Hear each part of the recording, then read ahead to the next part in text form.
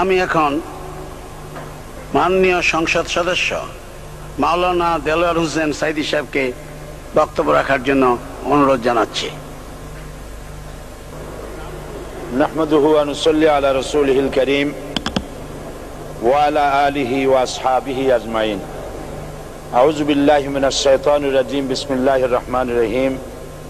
মাননীয় স্পিকার, আপনি এই মহান সংসদের স্পিকার হিসেবে নির্বাচিত হয় আমরা জাতীয় সংসদের পক্ষ থেকে আপনাকে অন্তরের অন্তঃস্থল থেকে মোবারকবাদ জানাচ্ছি। মাননীয় স্পিকার, আমি আজ এই সংসদে দাঁড়িয়ে ওই মহান আল্লাহ পাকের প্রশংসায় সেজদা অবনত হচ্ছি, যিনি 1 অক্টোবরের ব্যালট যুদ্ধের মাধ্যমে সুদীর্ঘ 5 বছরের দুঃশাসন, সীমাহীন দুর্নীতি, ইসলাম বিরোধী কর্মকাণ্ড, দেশব্যাপী ভয়াবহ সন্ত্রাসের মোকাবেলায় 4 দলীয় ঐক্য জোটের মহা বিজয় দান করেছেন এবং যার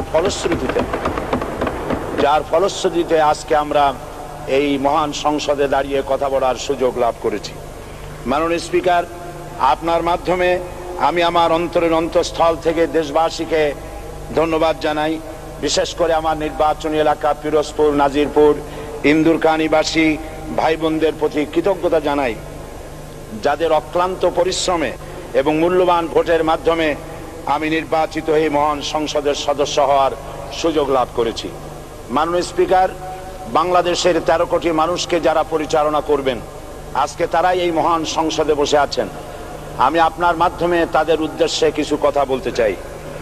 জবাবদিহিমূলক সরকার, কল্যাণমূলক সরকার ও সুস্থ প্রশাসন, এই বাক্যগুলি আমরা প্রায় শুনে থাকি।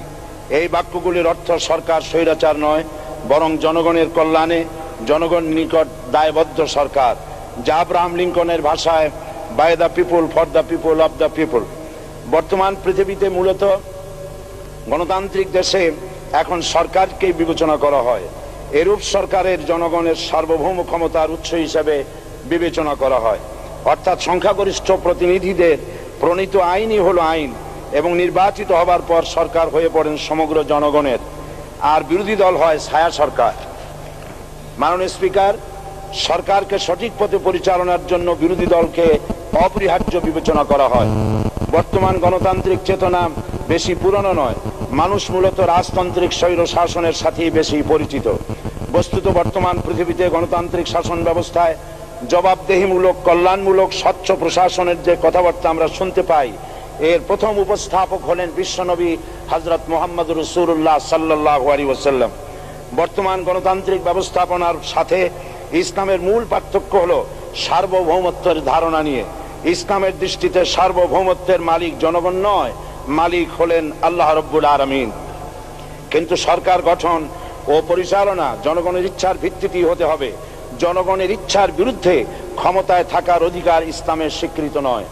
মাননীয় স্পিকার, সাধারণত লক্ষ্য করা যায় সরকারি কর্মকর্তা ও কর্মচারী বৃন্দ জনগণের উপর নানাভাবে জুলুম, নির্যাতন বা শোষণ করে থাকে।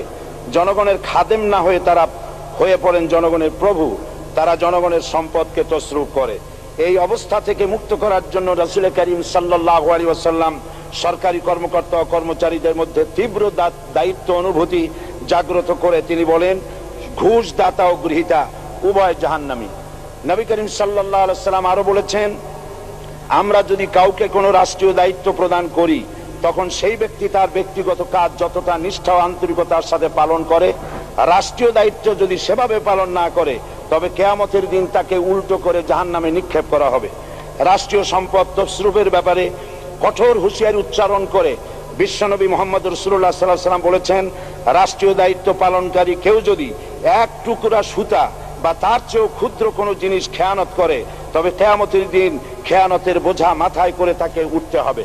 মাননীয় স্পিকার, আল্লাহ রসুল যে সরকার ব্যবস্থা প্রতিষ্ঠা করেছিলেন তা সত্যিকার অর্থে ছিল জনকল্যাণমূলক সরকার। তার সরকারে দায়িত্ব পালনকারী ব্যক্তিবর্গের মধ্যে চরম দায়িত্ব অনুভূতি জাগ্রত করে দেওয়া হয়েছিল। এটা সম্ভব হয়েছিল কেবলমাত্র আখিরাতের তীব্র বিশ্বাস ও মহান আল্লাহর দরবারে জবাবদিহিতার অনুভূতির মাধ্যমে। মানুষের নিকট জবাবদিহিতা পাশ কাটিয়ে যাওয়া যায়, কিন্তু আল্লাহর নিকট জবাবদিহিতা পাশ কাটানোর কোনো সুযোগ নেই। মাননীয় স্পিকার, নবী করিম সাল্লাল্লাহু আলাইহি সাল্লামের সরকার ব্যবস্থাপনায় সবাই যেমন আইনের দৃষ্টিতে সমান অধিকার ভোগ করেছে, ঠিক তেমনি ভাবে রাষ্ট্রের নাগরিক হিসাবে সবারই মৌলিক চাহিদাসমূহ পূরণ হয়েছে। ঋণগ্রস্ত এতিম অসহায় জনগণ রাষ্ট্রীয় তহবিল থেকে সহযোগিতা লাভ করেছে। মূলত এটা জনকল্যাণমূলক সরকারের ধারণা বিশ্ববাসী তখনই প্রথম অবলোকন করে। মাননীয় স্পিকার, নবী করিম সাল্লাল্লাহু আলাইহি সাল্লাম সরকারি কর্মকর্তাদের বিরুদ্ধে কোনো অভিযোগ পেলে তখনই ব্যবস্থা গ্রহণ করতেন। আইনের চোখে সবাই সমান এবং এ কারণেই শাসকদের আত্মীয় স্বজন কারো পক্ষে সম্ভব ছিল না জনগণের উপরে জুলুম করা। খলিফা ওমর রাদিয়াল্লাহু তাআলা আনহুর এক ছেলে অপরাধী প্রমাণিত হলে সে দণ্ডভোগ থেকে রেহাই পায়নি, এমনকি এতে তার মৃত্যুদণ্ড হয়েছিল। আবার খলিফা নিজেকে আইনের ঊর্ধ্বে মনে করতেন না, তাই বর্ম চুরির ঘটনা আলী রাদিয়াল্লাহু তাআলা আনহু কাজীর দরবারে সাধারণ ফরিয়াদির মতো উপস্থিত হন। নিজের ছেলে ও চাকরের সাক্ষী যথেষ্ট না হয় কাজী খলিফার বিপক্ষে রায় দেন। এখানে বিচার বিভাগ ছিল সম্পূর্ণ স্বাধীন এবং শাসন বিভাগের নিকট তার কোনো দায়বদ্ধতা ছিল না। মাননীয় স্পিকার, এসব হলো ইতিহাস। মুসলমান আজ অনুসরণ করতে চায় না তাদের অতীতের গৌরবোজ্জ্বল কর্মপদ্ধতিকে। সে এখন কাফির মুশরিকদের কিরানক স্বার্থ পূজারী আখেরাতের জবাবদিহিতা শূন্য বাগাড়ম্বর এক জাতি। মাননীয় স্পিকার, যে জাতির এক পূর্বসূরি মাথায় আটার বোঝা বহন করে নিয়ে চললেন আর বলে গেলেন, মানুষ কেন, ফোরাতের কূলে যদি একটি কুকুরও না খেয়ে মারা যায় তবে এই ওমর রাদিয়াল্লাহু তাআলা আনহুকে কিয়ামতের দিন আল্লাহর দরবারে জবাবদিহি করতে হবে। আর আজ সেই জাতির দায়িত্বশীল যা জনগণকে অভুক্ত রেখে তাদের মুখের গ্রাসে ভাগ বসায়। জনগণ তাদের নিকট উপস্থিত হলে মনে হয় যেন গোলাম প্রভুর দরবারে উপস্থিত হয়েছে, আর অহেতুক উৎকোচ দাবি করে তাদের উপর জুলুম করছে। আর আল্লাহ পাক জালিমকে কখনোই পছন্দ করেন না। মাননীয় স্পিকার, আমি দৃঢ়ভাবে আশা করি এই অবস্থা কাটিয়ে উঠে আমরা রাসূল করিম সাল্লাল্লাহু আলাইহি সাল্লাম কর্তৃক প্রদর্শিত রাষ্ট্র ব্যবস্থার অনুসরণ করে একটি সুখী সমৃদ্ধশালী আধুনিক ইসলামী রাষ্ট্র পরিণত করে বাংলার প্রিয় জন্মভূমি বাংলাদেশকে আজ গোটা বিশ্বব্যাপী শোষণ, নির্যাতন, হানাহানি, অশান্তির মধ্যে, তাই আজ পৃথিবীর অধীর আগ্রহে অপেক্ষা করছে ইসলামের আলোকে এমন এক রাষ্ট্র ব্যবস্থার যেখানে দায়িত্বশীলরা আল্লাহ তাআলার কাছে জবাবদিহিতার পাশাপাশি জনগণ নিকটও জবাবদিহি করতে বাধ্য হবে। মাননীয় স্পিকার, অনেক ত্যাগ ও তিতিক্ষার রক্তের বিনিময়ে গড়ে উঠেছে আমাদের গণতান্ত্রিক প্রতিষ্ঠান এই জাতীয় সংসদ। এই সংসদের সম্মান রক্ষা করার দায়িত্ব আমাদের সবার।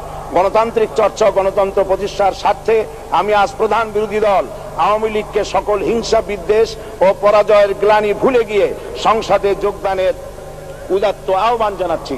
পরিশেষে আমি আপনার মতো সর্বজনশ্রদ্ধ একজন মার্জিত ও সুশিক্ষিত ব্যক্তিকে এই মহান সংসদের স্পিকার হিসাবে লাভ করে আমরা আনন্দিত হয়েছি। আমাদের সংবিধানের সংরক্ষণ, সমর্থন ও নিরাপত্তা বিধান এবং আপনার অভিভাবক সুলভ নিরপেক্ষ আচরণ ও সংসদকে ধন্য করবে বলে আমরা বিশ্বাস করি। আপনাকে ধন্যবাদ। আসসালামু আলাইকুম ওয়া রাহমাতুল্লাহ। মাননীয় সদস্য মাওলানা দেলোয়ার হোসেন সাঈদী সাহেবকে আপনার তথ্যপূর্ণ ইসলামিক মূল্যবোধ সহ মূল্যবান বক্তব্যের জন্য ধন্যবাদ।